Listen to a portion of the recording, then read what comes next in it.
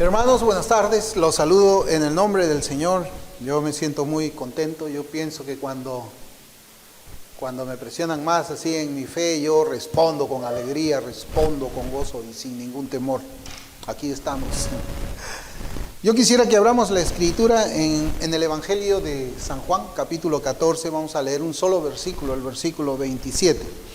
Hermanos, nuevamente en este domingo yo quisiera que meditemos en un pasaje de las Escrituras que nos ayuda acerca de nuestra confianza en Cristo en los tiempos de persecución. Y ya con la ayuda del Señor, el próximo domingo, si es que Él quiere, vamos a estar predicando del segundo mandamiento del Decálogo, que eso es la serie que nosotros estamos, pero creo que es importante ir a los pasajes en que vamos a estar meditando pues hoy día, para que nuestra fe sea fortalecida. Como hemos cantado, he decidido seguir a Cristo, no hay vuelta atrás. No hay vuelta atrás, ¿no? Entonces, yo quisiera que leamos ese pasaje, hermanos, para, como les digo, ¿no? El Señor nos hable y refuerce nuestra fe para confiar en Él en los tiempos difíciles, en los que, pues, la iglesia está viviendo. La palabra del Señor en Juan capítulo 14, versículo 27 dice: la paz os dejo, mi paz os doy. Yo no os la doy como el mundo la da. No se turbe vuestro corazón ni tenga miedo. Esas últimas palabras del Señor yo creo que son bastante pertinentes para nosotros. Cuando dice, no se turbe vuestro corazón, ni tenga miedo. Hermanos, ha sido muy difícil para mí escoger el texto de las Escrituras para la meditación de esta tarde. Yo ya tenía en mi corazón hablar de este tema, pero luego yo decía, ¿y qué pasaje, Señor?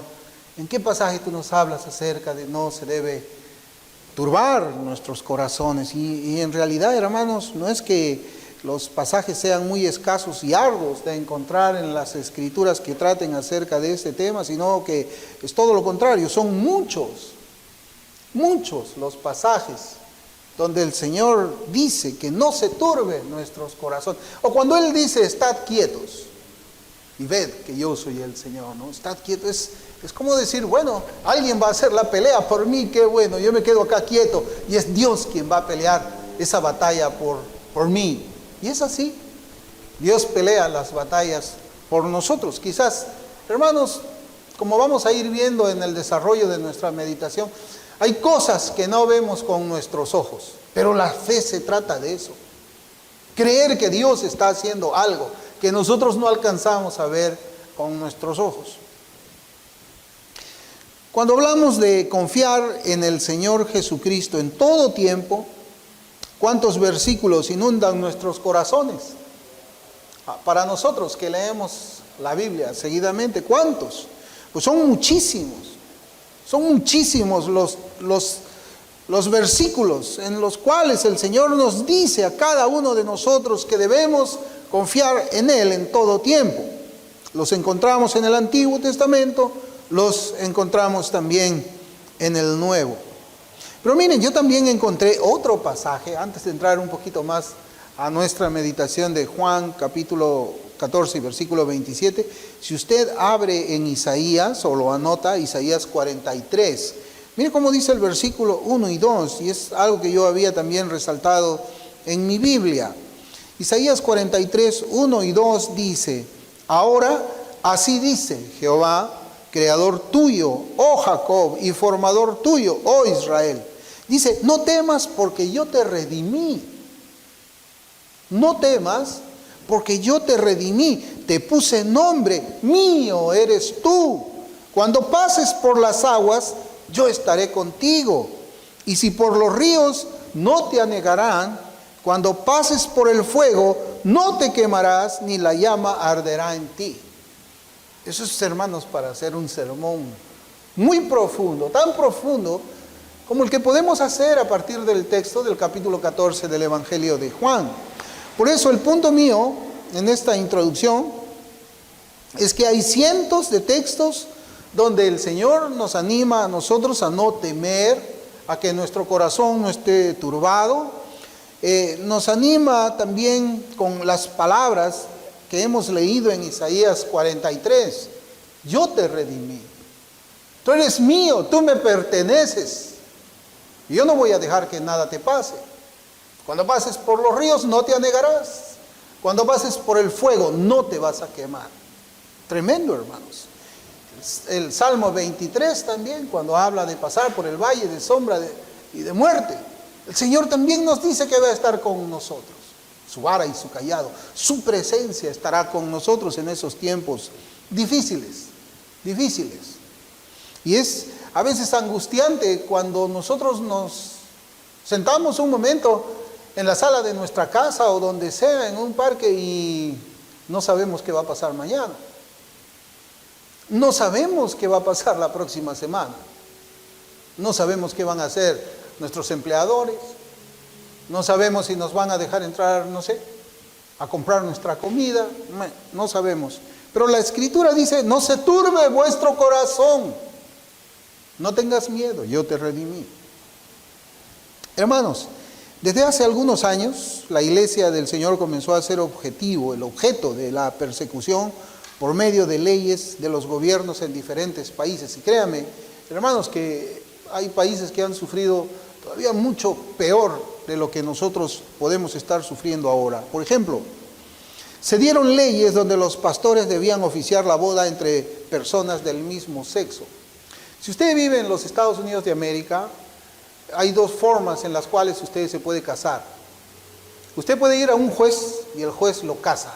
Y puede ir a un pastor de una iglesia y el pastor tiene la autoridad del gobierno para oficiar un matrimonio. O sea, cuando los hermanos van delante de un pastor, el pastor está casando en nombre del Estado, en nombre de la nación. Y ese documento que el pastor está emitiendo a la pareja recién casada tiene efecto legal en el país de ellos, como la partida de matrimonio aquí. Ahora póngase usted a pensar en una ley que diga, bueno, ahora las personas que ofician matrimonio, que tienen la autorización del gobierno para casar, deben casar a homosexuales. Esto implicaba en los Estados Unidos de América, yo quiero que ustedes piensen, de que si yo fuese un pastor y nosotros fuésemos una iglesia en ese país, cualquier pareja de homosexuales que entre acá a pedirme que yo le case, el gobierno me obligaría a hacerlo. ¿Usted se da cuenta de eso? ¿Cómo por medio de la ley aún un pastor está coaccionado? ¿Bajo cuál amenaza? Ah, muy bien. Entonces, si tú no casas o no oficias el matrimonio, te quitamos la excepción tributaria que tiene tu iglesia. O sea, allá en los Estados Unidos, cuando usted hace una ofrenda, usted lo deduce de sus impuestos. Así es. Entonces va a decir, bueno, las ofrendas que den los miembros de tu iglesia ya no van a poder ser deducibles de los impuestos. Entonces la presión es mucha, ¿verdad? Cuando existe eso. Había amenazas también de cerrar los templos evangélicos en caso que el pastor se niegue a casar a una pareja de homosexuales. También fueron amenazados para que no se predique en contra, o sea, el mensaje que un pastor tenía que dar dentro de su iglesia no podía de ninguna manera condenar esas actitudes que nosotros conocemos, pues, como los movimientos a favor del aborto, los movimientos LGBT y demás colectivos que buscan, pues, legalizar sus inmoralidades. De hecho, y ustedes saben, a mí en la red social me han borrado ya 2 sermones en el YouTube donde yo hablo acerca del tema de la homosexualidad, según ellos, porque es un discurso de odio de mi parte hacia esa comodidad, ¿no? O sea, hoy día el estar en contra o el no estar de acuerdo con esas políticas es considerado discurso de odio. Lo que yo les quiero decir, hermanos, es de que hay países donde la legislación es utilizada por Satanás para coaccionar a la iglesia, para hacerla participar de todas las inmoralidades bajo amenazas de cerrarlas o de quitarles muchos beneficios. Pensemos eso. Y esa ha sido pues el arma del diablo para doblegar a las iglesias, ¿no? Algunas ciertamente aceptaron y sabemos por las noticias de que hasta ordenan personas que son homosexuales. Pero ese es el arma del diablo para doblegar a las iglesias Y para que ellas accedan a las demandas inmorales de una sociedad caída en el pecado y la inmoralidad, o para que sean cerradas y sus pastores apresados si no se someten a esas demandas deshonestas. Eso es la realidad, hermano. Pero la iglesia también recurrió a las leyes para hacer prevalecer, pues, la posición bíblica en cuanto al matrimonio y todas esas cosas más. Quizás ustedes también han escuchado de un tema que fue muy controversial en los Estados Unidos cuando hubo una boda gay y los contrayentes fueron a una pastelería para que le hicieran el pastel de bodas. Y el dueño de la pastelería dijo: yo no te voy a hacer un pastel de bodas. Hermanos, eso duró mucho tiempo en la corte de los Estados Unidos, y no hace mucho tiempo también el juez falló a favor del dueño de la pastelería. O sea, los cristianos acá podemos tenerla un poco más fácil que en otros países. La realidad de la iglesia de los Estados Unidos es cada vez peor. Cada día existen más iglesias woke, y la levadura marxista cultural prácticamente ha ocupado casi todas las iglesias y los seminarios en los Estados Unidos. Por eso es que usted va a encontrar allá pastores que ya abiertamente te hablan del marxismo cultural desde sus púlpitos, porque pues ya se está haciendo costumbre por allá, a excepción de unas cuantas pocas. En el Perú hoy tenemos demandas que nos quieren obligar a hacer los conejillos de indias para que nos inoculen un líquido experimental que, según muchos reportes médicos, no protegen ni del contagio, no protegen ni de la muerte, pero que trae consecuencias serias a la salud de las personas, consecuencias que van desde problemas al corazón hasta la misma muerte.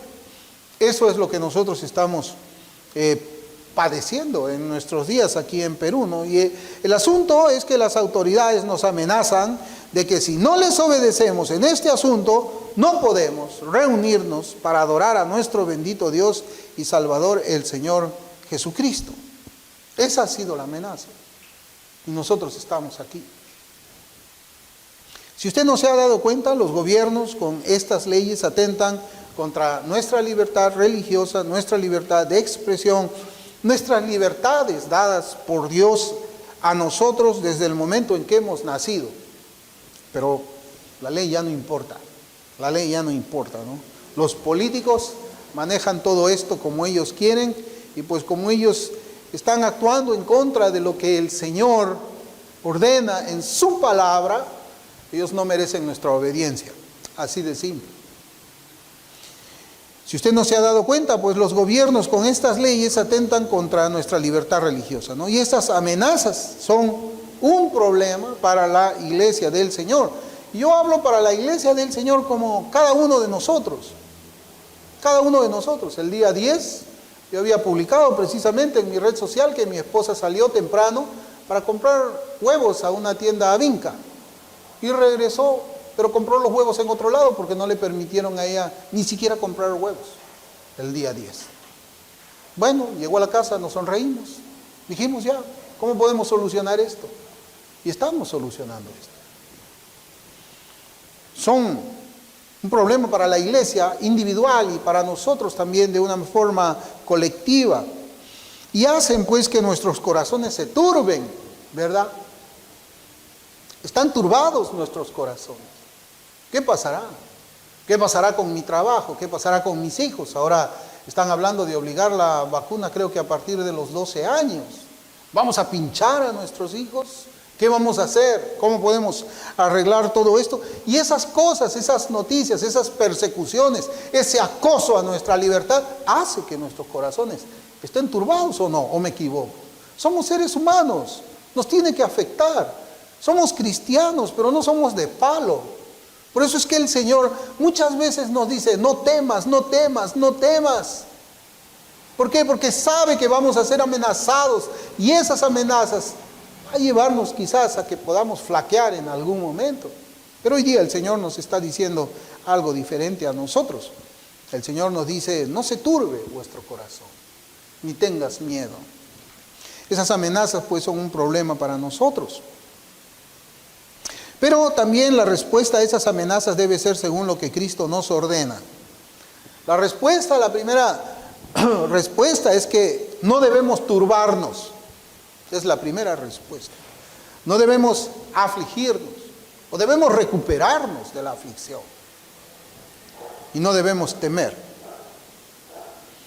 En nuestras reuniones, hermanos, también luego de que almorzamos, cuando conversábamos acerca de esas persecuciones, yo les compartía mi preocupación sobre la condición de la sociedad y la iglesia evangélica. Y más que nada, mi preocupación, hermanos, es la iglesia evangélica. Es cómo es que va a reaccionar la iglesia. ¿Cómo va a reaccionar la iglesia? ¿Cuál va a ser, pues, la condición de la iglesia para cuando nuestros hijos sean grandes? ¿Cómo va a ser? Hay una lucha, hay una batalla también entre pastores. Yo hice un video, no sé si lo han visto todos ustedes, un video de 5 minutos donde precisamente yo trato acerca de la condición de esos pastores que están obligando a que sus ovejas tengan 2 pinchazos y no se les deja pasar a adorar al Señor. Yo hice un video de 5 minutos criticándolos a ellos. Los he criticado muy bien, creo. Pero el día lunes, el día de mañana, voy a hacer otro para criticarlos más todavía. Pero ¿cómo será pues la iglesia cuando nuestros hijos sean grandes? Hermanos, la verdad es que no se percibe un futuro mejor del que ahora nosotros tenemos. No se percibe uno mejor, sino uno peor. Pero ¿y qué vamos a hacer? El Señor ya no nos dijo que la maldad iba a aumentar exponencialmente. Se multiplicará la maldad y el amor de muchos se enfriará. Pues eso se está cumpliendo. Entonces, ¿cómo vamos a responder frente a esa profecía que el Señor ya nos había dado? Pues que no se turbe nuestro corazón, no se turbe. Igual también cuando pensamos, hermanos, acerca de la situación de nuestro país, ¿cómo ve usted el Perú de acá a 10 años? ¿En qué Perú vivirán nuestros hijos? Todo esto turba nuestros corazones, nos angustia. Pero hermanos, nosotros no podemos hacer nada. O más bien sí podemos hacer algo. Orar y no turbar nuestro corazón, no permitir que esté turbado. El Señor nos dice ahí en nuestro texto,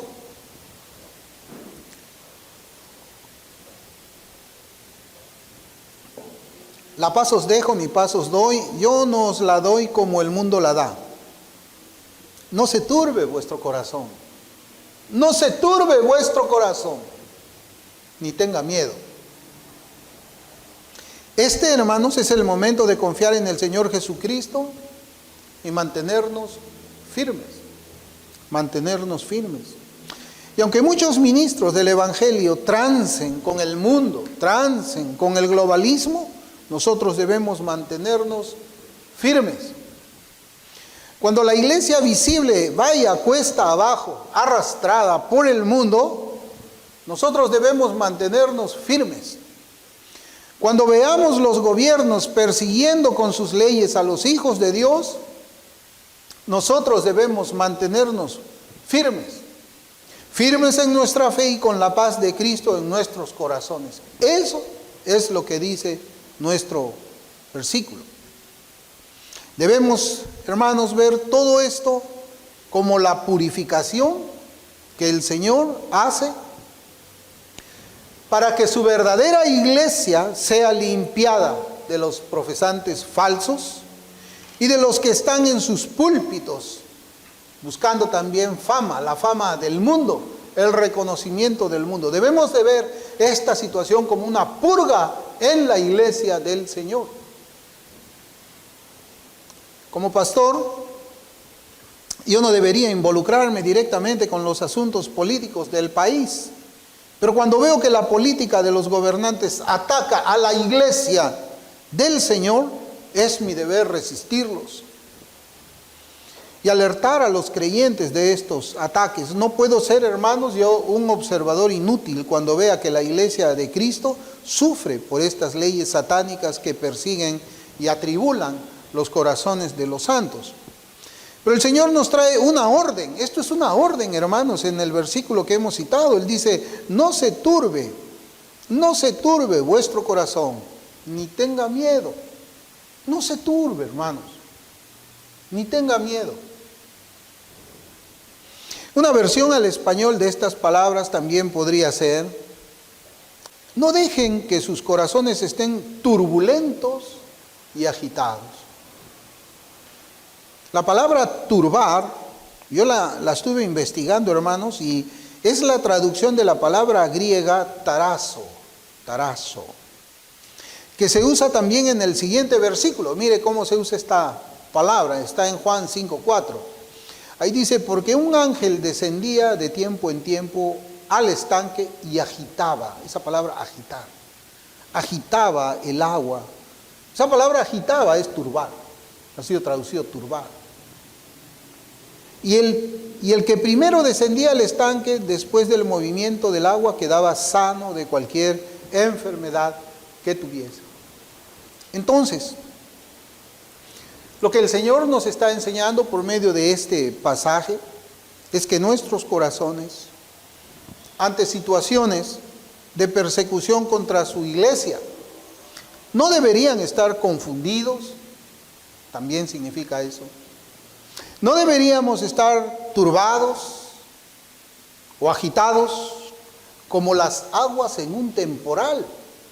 Porque cuando usted mira en un diccionario bíblico del griego, significa eso. Es la agitación de las aguas hasta prácticamente la comparación de una tempestad.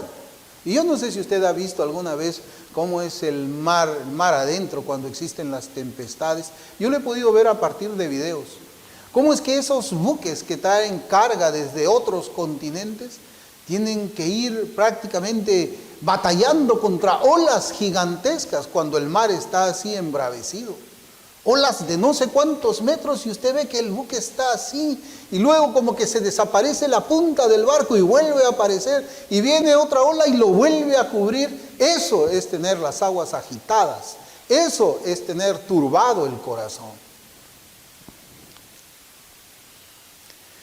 Hermanos, y cuando hablamos del temporal en las aguas, en los mares, yo también pensaba en lo siguiente.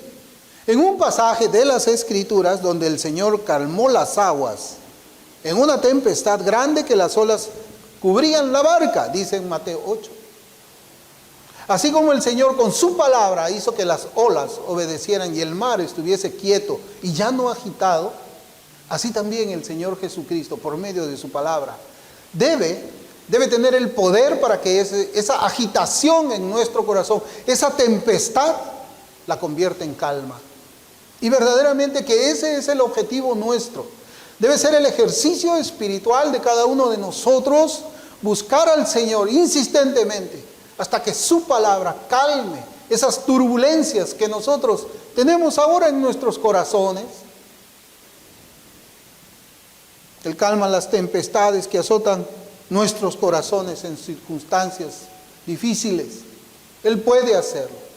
Por eso es que Él en su pasaje nos dice: no se turbe vuestro corazón, que vuestro corazón no esté como olas embravecidas tratando de ahogarte a ti. No, Señor, di la palabra.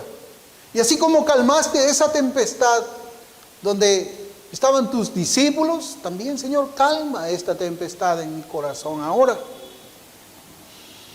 Ahora, hermanos, si vemos el contexto, ahora vamos a entrar un poco al contexto de las palabras del Señor en Juan 14, porque ahí es donde ahí está nuestro versículo. Miren, en Reina Valera 60 lleva un título. Yo no lo había visto, pero acá dice Jesús, el camino al Padre. Y luego, a partir del versículo 15, habla de la promesa del Espíritu Santo. Entonces, lo que notamos es que el Señor dice estas palabras en las circunstancias en que va preparando a sus apóstoles, porque su muerte está cercana. Él va preparando a sus apóstoles. Aquellos compañeros que lo siguieron al Señor Jesucristo durante 3 años. Aquellos hombres que le amaban a Jesucristo mucho, que habían tenido una comunión cercana con Él, que habían sido amigos, comían juntos, caminaban juntos, dormían juntos, hacían el ministerio juntos. Pues el Señor ahora se tenía que separar de ellos y él sabía de que eso iba a causar dolor en su corazón, eso iba a causar una turbulencia en su corazón. Y el Señor les dice, no se turbe vuestro corazón, no se turbe vuestro corazón. Su muerte estaba cercana, hermanos. Y cuando pensamos eso, la muerte cercana de Cristo, podemos ver que es un acontecimiento que es más difícil de llevar que la contaminación, la contaminación de nuestros cuerpos por medio de una persecución comunista. ¿O no, hermanos? Separarse del Señor no es que iba a causar un dolor más difícil, más profundo, más agitado que una persecución. Por supuesto que sí. El Señor les estaba hablando a ellos de su propia muerte. Estaba acercándose esa muerte. Y en ese contexto Él les dice, no se turbe vuestro corazón, ni tengan miedo.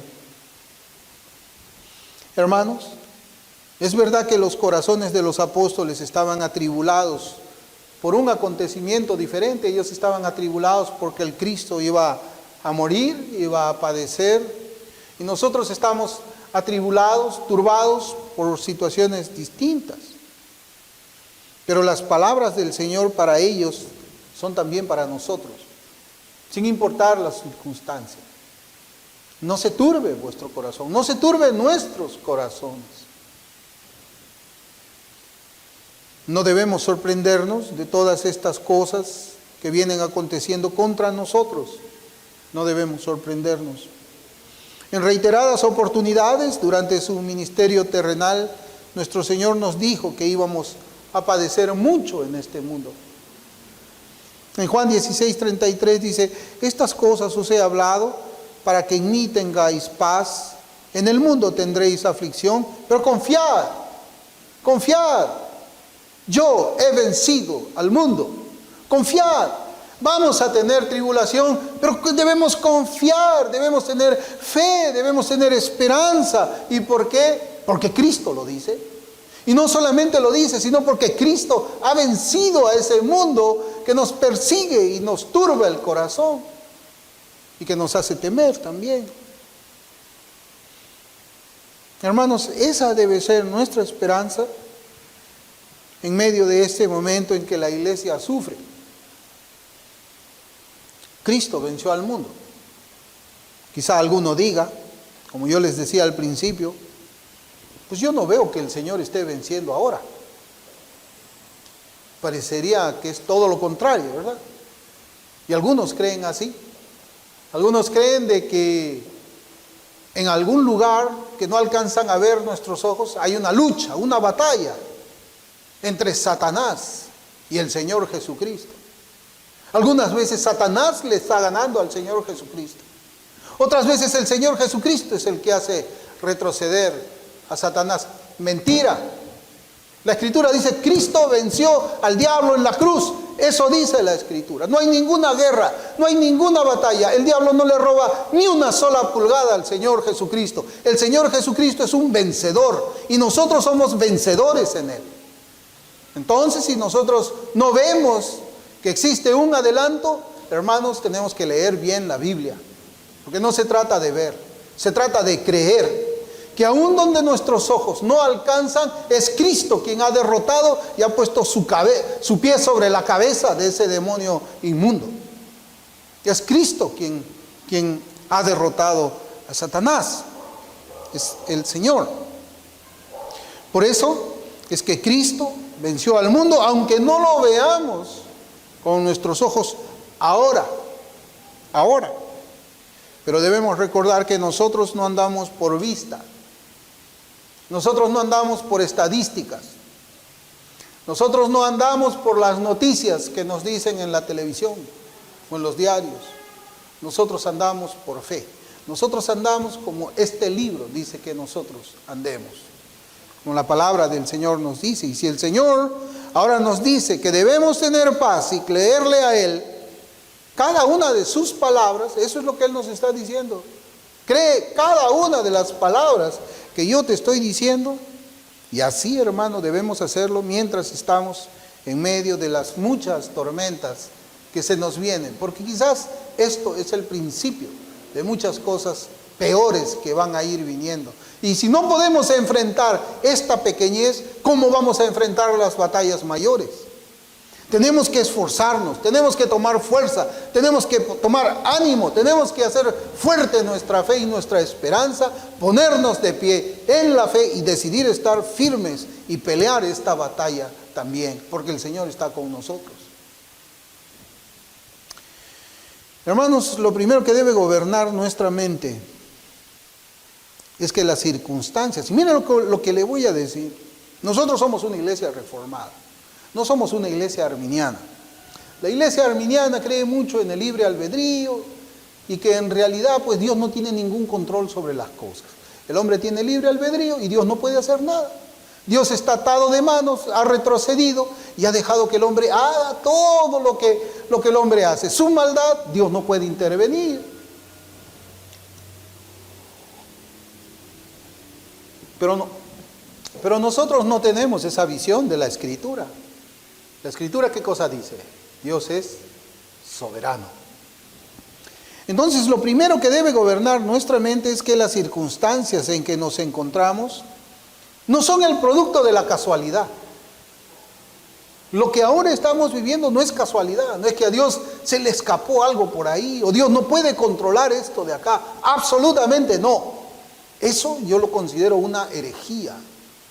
Una herejía. Poner al hombre por encima de Dios, poner el poder del hombre por encima del poder de Dios. O que alguien diga que Dios está atado de manos, es una gran herejía, porque eso no lo enseña la Escritura. No, lo que está sucediendo ahora no es el producto de la casualidad. No es que Dios nos ha abandonado, Él se ha ido y bueno, a ver qué cosa hacemos nosotros o cómo la arreglamos. No, hermanos, todo lo que nos viene sucediendo está en el decreto o el consejo de nuestro Dios, que es soberano. Soberano sobre las aguas, soberano sobre las montañas, soberano sobre los hombres también. Así como el Señor, y nos enseña esto el libro de Job, que le dijo a las aguas, hasta aquí nomás vas a avanzar, así también el Señor a estos malos gobernantes les ha dicho, hasta aquí nomás vas a avanzar tú. No te dejaré avanzar más en contra de mis ovejas, no te dejaré avanzar más en contra de mi iglesia, porque yo soy el soberano Dios. Yo no lo veo como usted no lo ve, pero la Biblia dice que eso es así y yo lo creo. ¿Usted lo cree? Por eso, hermanos, no es producto de la casualidad. Y tenemos que ver, por ejemplo, la oración del Señor. Habíamos enseñado en la escuela dominical, ahora temprano, de que el Señor es nuestro modelo. El Señor es nuestro modelo. Y miren cómo es que el Señor oró, también como ejemplo a nosotros en estas circunstancias. En Juan capítulo 12, versículo 27, ahora que estamos hablando del corazón turbado de los creyentes, Juan capítulo 12, versículo 27, yo voy a leer de una versión que se llama Castillán, con doble L. Dice: ahora mi alma se encuentra turbada. Ahora mi alma se encuentra turbada. Voy a decir, Padre, sálvame de esta hora, si precisamente para esto he llegado a esta hora. Tremendo, hermanos. Tremendo. El corazón del Señor estaba turbado, es lo que dice la Escritura, es una traducción. Es una traducción válida, porque cuando usted revisa esa palabra turbada ahí en la versión castellana, está bien traducido. El Señor tenía su corazón turbado. Pero ¿qué dijo Él? ¿Acaso voy a decir, Padre, sálvame de esta hora? Él dice, sí, precisamente para esto he llegado a esta hora. Hermanos, nosotros hemos nacido precisamente para este tiempo. Este es el tiempo en el cual el Señor nos ha puesto. Este es el tiempo en el cual nosotros debemos buscar su palabra para hallar fuerzas. Este es el tiempo en el que el Señor ha permitido Que nosotros caminemos entre las llamas, posiblemente, pero no nos vamos a quemar. Caminemos por los ríos, pero no nos vamos a negar. Es el tiempo en el que el Señor nos ha hecho nacer.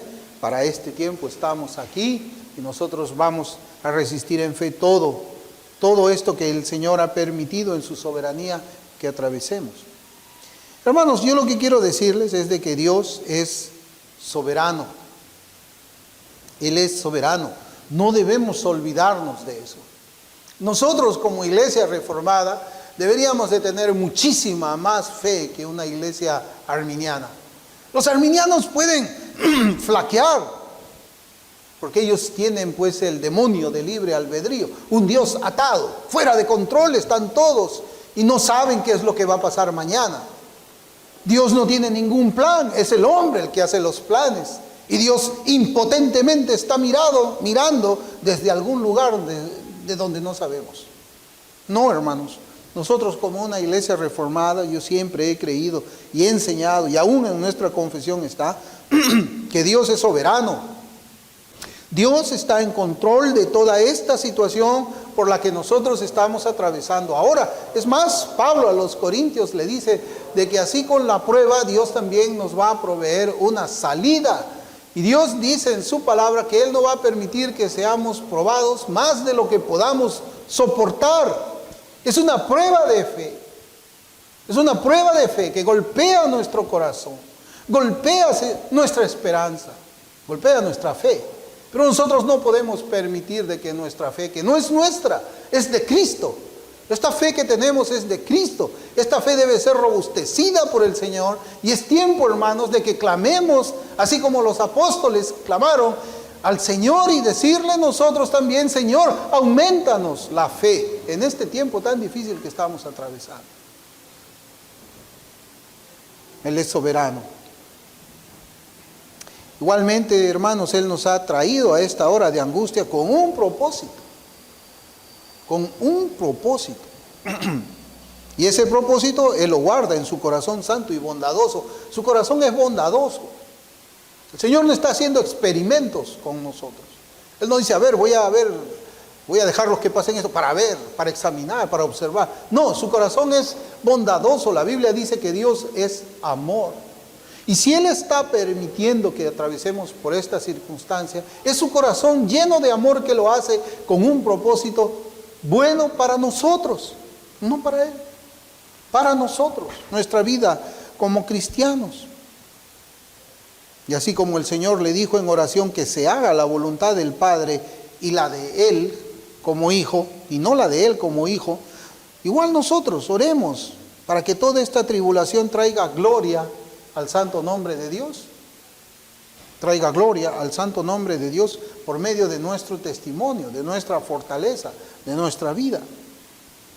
Hermanos, recordemos entonces que el Señor ya nos dijo que pasaríamos por muchas tribulaciones, pero también atesoremos en nuestros corazones que Él es soberano y que Él ha vencido al mundo. No veamos solamente una parte del problema, veamos todo el conjunto. Tenemos que verlo desde la perspectiva de Dios. Tenemos que ver esto desde la eternidad, desde fuera del tiempo, desde arriba, mirándonos nosotros. Desde el momento en que hemos nacido, desde el momento en que hemos sido salvados, en este tiempo de persecución, hasta el tiempo en que vayamos a la gloria del Señor. Y tenemos que ir a la gloria del Señor con las marcas de esta persecución, pero con nuestra fe intacta. Veamos este pasaje también en Juan 14. Miren, yo había leído Juan 14, 27, ¿no? Donde el Señor habla, pues, precisamente en la parte segunda del versículo, dice: no se turbe vuestro corazón ni tenga miedo. Mire cómo dice Juan 14, versículos del 1 al 4, dice, otra vez el Señor, o mejor dicho, Él comienza y dice: no se turbe vuestro corazón. ¿Creéis en Dios? Hermanos, nosotros creemos en Dios. Por supuesto que creemos en Dios. Y Él dice: ¿creéis en Dios? Creed también en mí. Fíjense cómo es que dice el Señor estas palabras. El mandamiento: no se turbe vuestro corazón. La pregunta: ¿crees en Dios? Y Él complementa sus palabras diciendo, cree en mí también. Cree en mí. Y él dice, en la casa de mi padre muchas moradas hay, si así no fuera yo os lo hubiera dicho, voy pues a preparar lugar para vosotros. Y si me fuere y os preparare el lugar, vendré otra vez y os tomaré a mí mismo, para que donde yo estoy vosotros también estéis, y sabéis a dónde voy, y sabéis el camino. Sabéis el camino. Ese es el camino por donde nosotros estamos, al lugar donde Cristo ha preparado ya moradas para nosotros en los cielos, en las mansiones del Señor. Ahí tenemos nuestra morada. Por eso es que este pasaje corto dice, no se turbe vuestro corazón, creéis en Dios, creed también en mí. Nos está diciendo que debemos confiar en Jesucristo. Tenemos el corazón turbado, pero la única manera de que podamos nosotros sobreponernos a ese corazón turbado es confiar en Jesucristo y su evangelio. Hermanos, el mundo está cambiando. Eso lo podemos ver. Miren, yo tengo 58 años. No sé cuántos presidentes he vivido, no sé cuántas dictaduras he vivido, no sé cuántos desastres económicos he vivido, cuántos shocks económicos he vivido. El mundo está cambiando, pero ¿saben qué? Cristo y el Evangelio no cambian. Cristo y el Evangelio no cambian. No sabemos qué es lo que nos vaya a suceder mañana, pero el mismo Señor nos dijo, confiad, yo he vencido al mundo, y Él también nos dice que Él es el mismo ayer, hoy y por los siglos. ¿Usted cree eso? Hermanos, nuestras angustias por las aflicciones del tiempo presente nos inundan el corazón porque vemos que cada vez son más los que están del lado de las injusticias, son más los que están del lado de las inmoralidades, y se va haciendo evidente, cada vez más evidente, que nos estamos convirtiendo en aquella manada pequeña. El Señor le llama así a su iglesia, manada pequeña, en Lucas 12:32. Pero hermanos, yo quiero que me preste atención a mí en este mensaje. Debemos confiar en el Señor. Y hace un momento les había dicho, nosotros no vemos. Aparentemente, ¿qué está pasando acá? Ellos son más, nosotros somos menos. Alguna vez escuchamos, como yo les decía, Satanás también está en batalla y lo hace retroceder a Cristo. Está haciendo retroceder a la iglesia. Satanás va a destrozar a la iglesia. Mentira, las puertas del Hades no van a prevalecer contra ellas. Y aunque a los ojos pueda parecer de que la iglesia está perdiendo, la palabra de Dios dice que no. Nosotros somos la iglesia de Cristo. Nosotros estamos en victoria, hermanos. Por eso debemos confiar en el Señor, aunque nuestros ojos físicos ven una manada pequeña, chiquita, en este mundo de injusticias. Y que esas injusticias pues nos llegan de parte de las mismas autoridades que están llamadas a protegernos. Son ellos los que nos ponen en peligro. Los que deben de cuidar nuestra salud son los que están buscando que nuestra salud sea dañada. Son ellos. Y aunque nosotros somos una manada pequeña, yo les voy a decir algo. No estamos solos. No estamos solos. Cristo está con nosotros. Y aunque usted no lo vea, Él está. Y sus huestes celestiales nos van a defender en esta batalla. Nos van a defender. Yo quisiera, hermanos, que hablamos de la Escritura. Yo sí les pido en Segunda de Reyes, segundo libro de Reyes, capítulo 6. Voy a leer desde el versículo 14 al 17 y ya con este versículo vamos a terminar.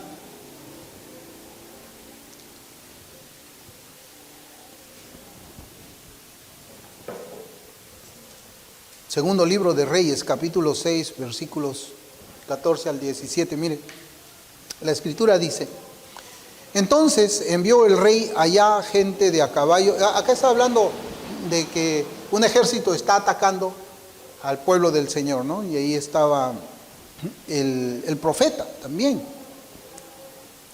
Dice, entonces envió el rey allá gente de a caballo y carros y un gran ejército, los cuales vinieron de noche y sitiaron la ciudad.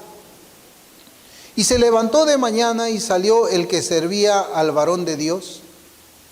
Y he aquí el ejército que tenía sitiada la ciudad con gente de a caballo y carros.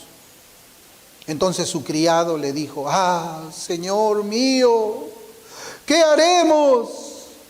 Él le dijo, no tengas miedo, porque más son los que están con nosotros que los que están con ellos. Y oró Eliseo y dijo, te ruego, oh Jehová, que abras sus ojos para que vea. Entonces Jehová abrió los ojos del criado y miró. He aquí que el monte estaba lleno de gente de a caballo y de carros de fuego alrededor de Eliseo. Hermanos, yo sé que estamos atravesando situaciones difíciles, pero por los ojos de la fe, yo creo que en la puerta de nuestra iglesia, los ángeles están haciendo un cerco para protegernos. Es más, nos hemos reunido y hasta ahora no ha pasado nada, porque yo creo que hay ángeles ahí, hay soldados de Dios ahí, con sus espadas y sus escudos, protegiéndonos a nosotros que estamos aquí adentro. Por los ojos de la fe, yo creo que en los hogares de cada uno de nosotros hay carros de fuego, guardándonos de los malos. Por los ojos de la fe, hermanos, yo creo que en este momento, al lado de cada uno de ustedes, al lado de cada uno de los que estamos aquí, está la presencia de Cristo, guardándonos, cuidándonos, protegiéndonos, acompañándonos. Y Él está haciendo todo eso, hermanos, aunque mis ojos carnales no lo ven, pero sí lo ven, mis ojos de fe. Su protección afuera, la protección del Señor, sus carros de fuego en su casa, aquí mismo. Hermanos, el Señor nos va a proteger y nos va a acompañar mientras atravesamos este valle de sombra y de muerte. No es necesario verlo, es necesario creerlo. Creerlo como yo se lo he dicho, como yo se lo he dicho. Y cuando usted lo crea así, hermano, su corazón no va a estar turbado, su corazón va a estar en paz, su corazón no va a tener miedo. Porque la palabra del Señor dice que son más los que están con nosotros que los que están con ellos. Así que no vamos a temer nosotros a ningún ejército. No vamos a temer a ninguna policía que quiera venir a prendernos. No vamos a temer a nadie porque las huestes del Señor y su presencia misma, como el príncipe victorioso delante de Satanás, nos guarda y nos protege. No se turbe su corazón. Cree en Dios, créale también al Señor Jesucristo. Vamos a orar.